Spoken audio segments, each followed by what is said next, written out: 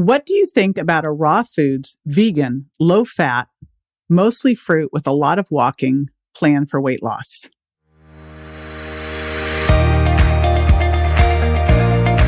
This is JJ Virgin, 4-time New York Times bestselling author, celebrity nutrition expert, and fitness Hall of Famer.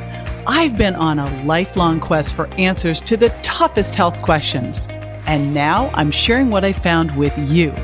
Welcome to Ask the Health Expert. Let's Go Ski from Instagram asks, what do you think about a raw foods, vegan, low fat, so no nuts, mostly fruit with a lot of walking for weight loss? I've had great success in the past. What do I think about that? I think that's a big no, and I'll give you all the reasons when we come back. Stay with me.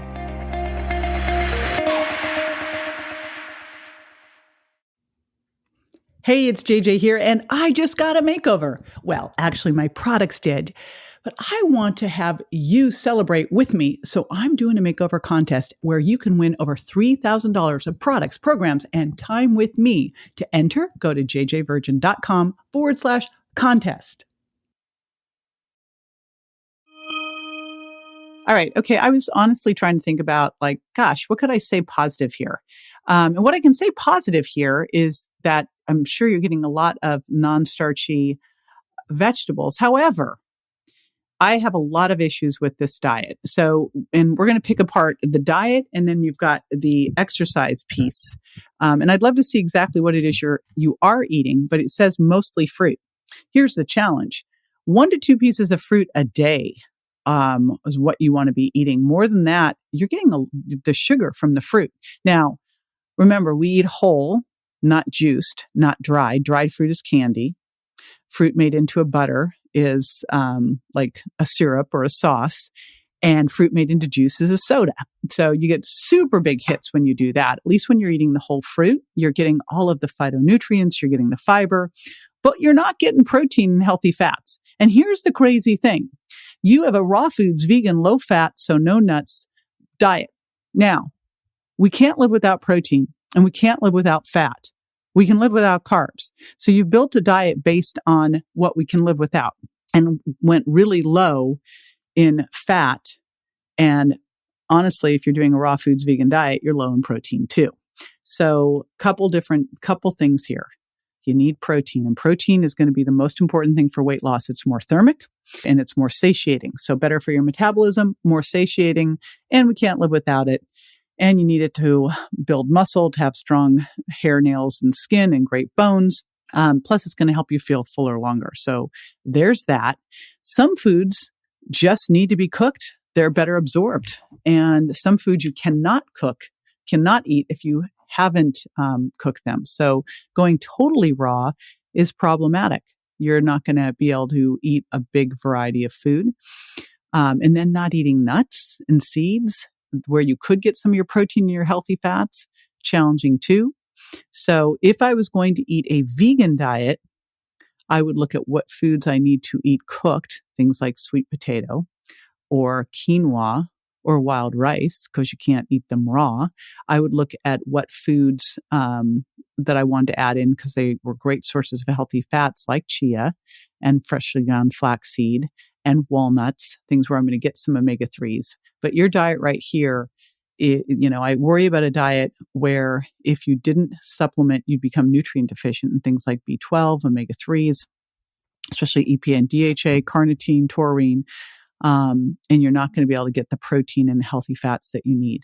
For weight loss, protein is your best friend, and protein and fat are super important for satiety, for reducing inflammation, for improving insulin sensitivity, for brain function, for mood, for great skin, hair, and nails. And if you're eating mostly fruit, you're going to really hijack your blood sugar and, eat too high of a carb diet, which will raise your triglycerides and start to put you at risk for things like hypertension, elevated cholesterol, et cetera. So that's the diet side. The good thing is, hey, we should be eating some non-starchy raw vegetables every single day. That's fantastic. Eat a great big salad with things like cucumbers and maybe a little bit of red onion and whatever vegetables you like to have in it. I like some cabbages and some salad greens and a little bit of red onion and some hearts of palms and artichokes and things like that. So that's great. Get a good salad in, and then look at the things that you can add in that are cooked, that actually when you cook the vegetables a little bit and add a little bit of healthy fat, you'll absorb much more of the nutrients. Because think about your fat-soluble vitamins, A, D, E, K. You need fat. That's what fat soluble means in order to absorb them. Moving over to the exercise side, I have a four-step process for exercise. The first thing is just to move more, is to walk. And walking is great. Walking after a meal is really great for lowering the blood sugar response to the meal. But to really change your metabolic rate, resistance training is key, because one of the simplest ways you can change your metabolic rate, assuming your thyroid is working well, is to increase the amount of muscle on your body. It helps improve insulin sensitivity. It's the first place you can do it, right? And more muscle requires more energy, more work by your body to keep it there. So resistance training is super key and important here. High intensity interval training to create an oxygen debt your body has to recover from. And then some kind of flexibility and mindfulness to help with your stress hormones.